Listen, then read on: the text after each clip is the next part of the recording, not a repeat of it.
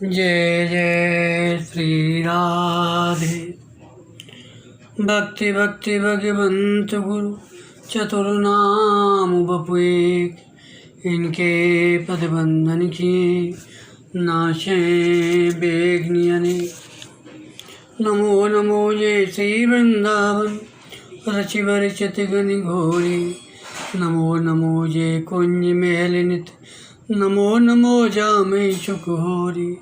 नमो नमो जय कुंज विहारिन, नमो नमो प्रीतम चित चोरी।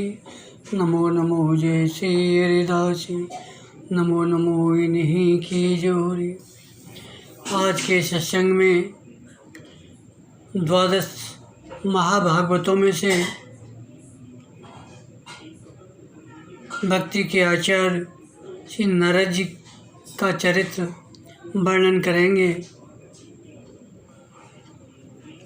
नारद जी ब्रह्मा जी की गोद से उत्पन्न हुए थे। जब ब्रह्मा जी ने इन्हें सृष्टि विस्तार की आज्ञा दी तो नारद जी ने यह कहकर कि अमृत से भी अधिक प्रिय श्री कृष्ण सेवा छोड़कर कौन मूर्ख विषय नामक विष का आस्वादन करेगा। ब्रह्मा जी की आज्ञा का अनुचित दिखाया। श्री नारद जी की यह बात सुनकर ब्रह्मा जी रोष से आग बबूला हो गए और नारद जी को शाप देते हुए बोले, नारद, मेरे शाप से तुम्हारे ज्ञान का लोप हो जाएगा, तुम 50 कामनियों के पति बनोगे। उस समय तुम्हारी उपबरहण नाम से प्रसिद्धि होगी, फिर मेरे ही शाप से दासी पुत्र बनोगे। पश्चात संत भगवंत कृपा से मेरे पुत्र रूप में प्रतिष्ठित हो जाओगे। ब्रह्मा जी के दिए हुए उस शाप ही के कारण नारद जी आगे चलकर उपबरहण नाम के गंधर्व हुए और चित्ररथ गंधर्व की 50 कन्याओं ने उन्हें पति रूप में वर्ण किया। एक बार वे पुष्कर क्षेत्र में श्री ब्रह्मा जी के स्थान पर गए। वहाँ श्री हरि का यशोगान करने लगे। वहीं रंभा अप्सरा को नृत्य करते देखकर काम मोहित होने से वीर स्खलित हो गया, जिससे कुपित होकर ब्रह्मा जी ने उन्हें शाप देते हुए कहा, तुम गंधर्व शरीर को त्याग कर शूद्र योनि को प्राप्त हो जाओ।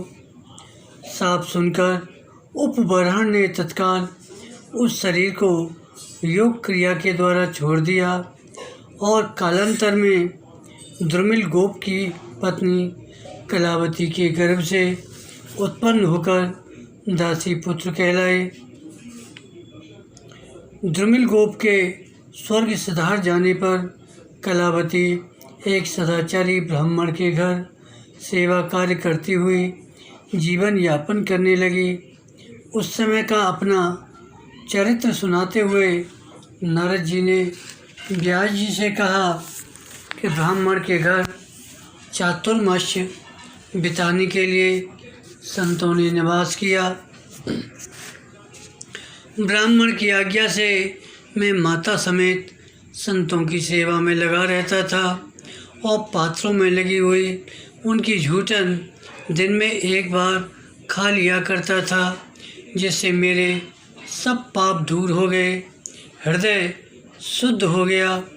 जैसा भजन पूजन वे लोग करते थे उसमें मेरी भी रुचि हो गई। चातुर्मास्य करके जाते हुए साधुओं ने मुझे शांत दांत विनम्र बालक को रूप ध्यान और नाम जप का उपदेश दिया। कुछ ही दिन बाद सायंकाल में गाय दोहकर लौटते समय सांप के काटने से माता की मृत्यु हो गई। तब मैं भगवान की कृपा का सहारा लेकर उत्तर दिशा की ओर वन में चला गया। थककर पीपल के मूल में बैठकर ध्यान करते हुए मेरे हृदय में प्रभु प्रकट हो गए। मैं आनंदमग्न हो गया, परंतु वह झांकी तो विद्युत की भांति आई और चली गई। मैं पुनः दर्शन पाने के लिए व्याकुल हो गया। उस समय आकाशवाणी ने आश्वासन देते हुए बतलाया, अब इस जन्म में तुम मुझे नहीं देख सकते। यह एक झांकी तो मैंने तुम्हें कृपा करके इसलिए दिखलाई कि इसके दर्शन से तुम्हारा चित्त मुझ में लग जाए। तब मैं दया में भगवान को प्रणाम कर उनका गुण गाते हुए पृथ्वी पर घूमने लगा। समय आने पर मेरा वह शरीर छूट गया। तब दूसरे कल्प में मैं ब्रह्मा जी का पुत्र हुआ। व्यास जी, अब तो जब से मैं वीणा बजाकर प्रभु गुणगान करता हूँ तो बुलाए हुए की तरह भगवान मेरे चित्त में तुरंत प्रकट हो जाते हैं। श्री भक्ति की महिमा वर्णन करते हुए श्री नारद जी कहते हैं, वह निर्मल ज्ञान भी जो मुख्य की प्राप्ति का साक्षात साधन है, यदि भगवान की भक्ति से रहित है तो उसकी उतनी शोभा नहीं होती। फिर जो साधन और सिद्धि दोनों ही दशाओं में सदा अमंगल रूप है, वह काम्य कर्म और जो भगवान को अर्पण नहीं किया गया है, ऐसा निष्काम कर्म भी कैसे सुशोभित हो सकता है। 17 पुराणों की रचना करके भी असंतुष्ट व्यास जी को आपने चतुर्श्लोकी भागवत का उपदेश किया। तब व्यास जी ने भागवत का निर्माण किया। गर्भस्थ प्रहलाद तथा वन में जाते हुए ध्रुव को नारद जी ने ही उपदेश देकर महान भक्त बनाया। दक्ष के हर्ष्य नामक 10,000 पुत्रों को विरक्त बना दिया। दूसरी बार दक्ष ने 1,000 पुत्र उत्पन्न करके सृष्टि हेतु अपने पुत्रों को तप करने भेजा। इनको भी नारद जी ने विरक्त बना दिया। तब कुपित होकर 2 घड़ी से अधिक कहीं न ठहरने का शाप दक्ष ने नारद जी को दिया, जिसे बहुत अच्छा कहकर नारद जी ने स्वीकार किया। सामर्थ्य होते हुए भी बदला न लेना साधुता है।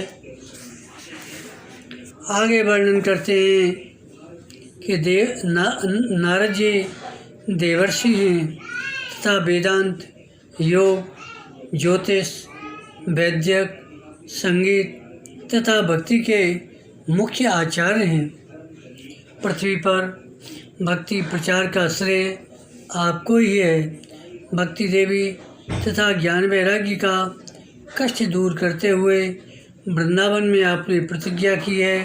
हे भक्ति देवी, कलयुग के समान दूसरा युग नहीं है, अतः कलयुग में दूसरे धर्मों का तिरस्कार करके और भक्ति विषयक महोत्सवों को आगे करके जन जन और घर घर में तुम्हारी स्थापना न करो, तुम्हें हरिदास न कहा।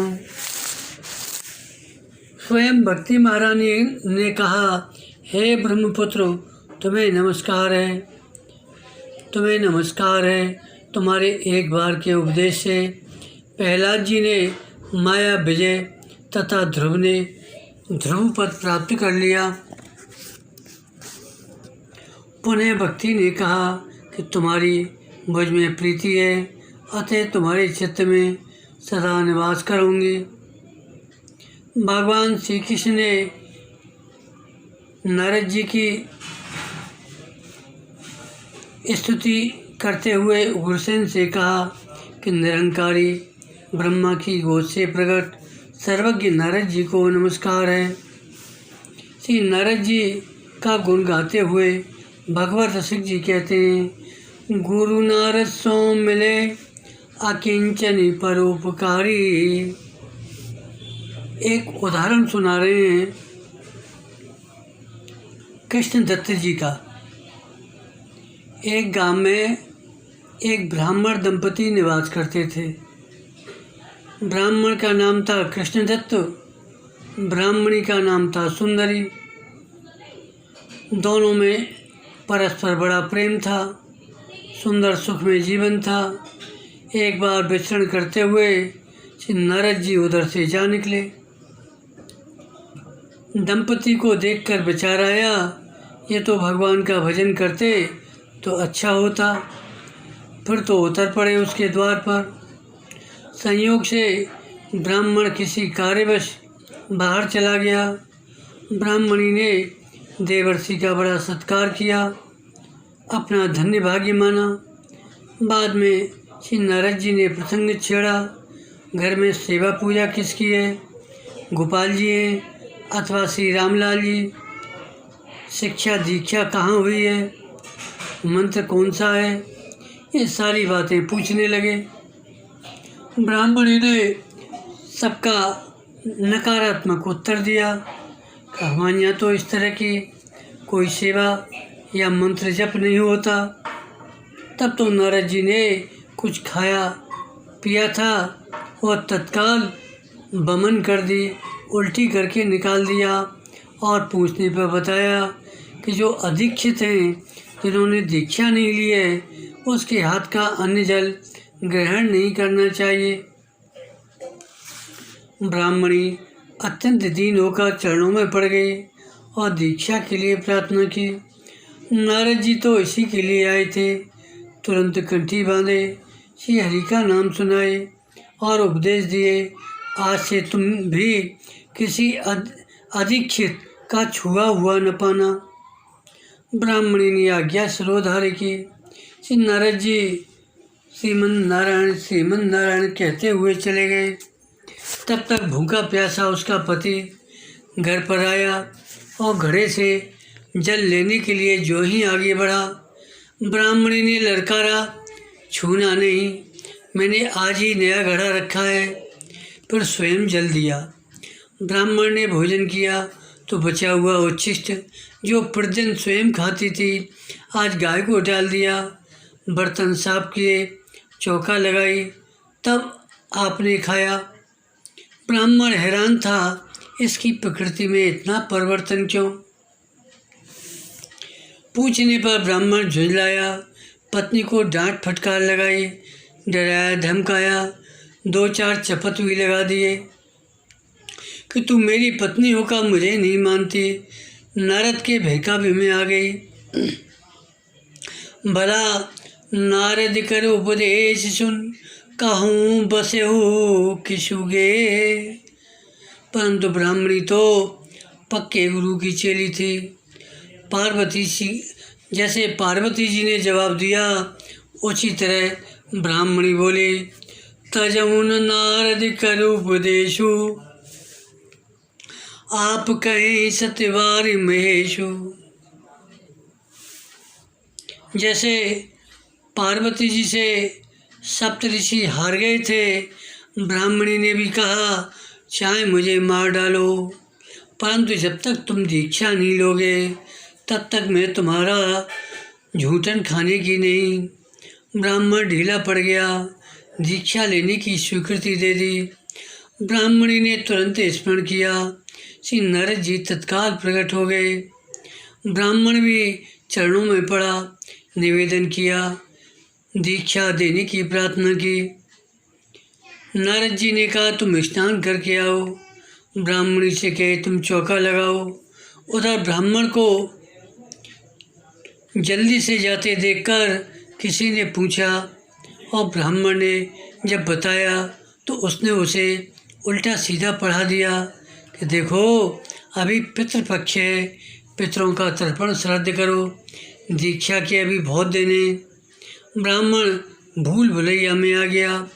लौट कर नारद जी से बोला, अभी नहीं, आगे अक्षय नवमी को दीक्षा लूँगा। श्री नारद जी बीणा बजाते हुए हर गुण गाते हुए चले गए।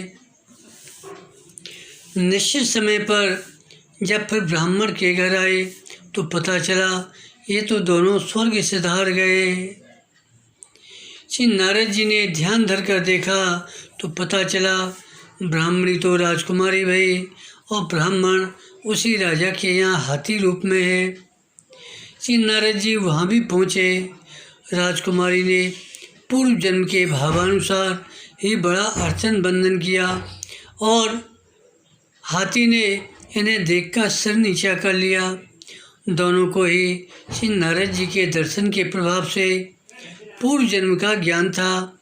हाथी अपनी करनी पर पश्चाताप करता, राजकुमारी को देखकर रोता रहता, अब यह दूसरे की पत्नी हो जाएगी।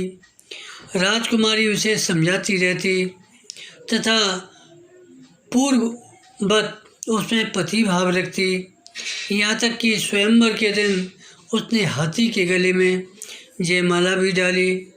यद्यपि इस प्रक्रिया से राजा एवं राजकुमारी का बड़ा उपहास हुआ, परंतु वह तो अपने भाव में दृढ़ रहते हुए बार बार गज के ही गले में जयमाला डाली। अंत में जब माता पिता बड़े दुखी हुए तो उसने श्री गुरुदेव नारद जी का स्मरण किया। श्री नारद जी आए, हाथी के पास जाकर बोले, अब तो नाम सुन लो। हाथी ने माथा टेक कर प्रणाम किया। नारद जी ने कान में भगवान नाम सुनाया। हाथी तुरंत अपना वह शरीर छोड़कर दिव्य राजकुमार के रूप में हो गया। फिर नारद जी ने दोनों को विधिवत दीक्षा दी। ऐसे ही परम कृपालु गुरु श्री नारद जी महाराज। बोलो नारद जी महाराज की जय। जय जय श्री राधे। भक्त भगवंत की जय।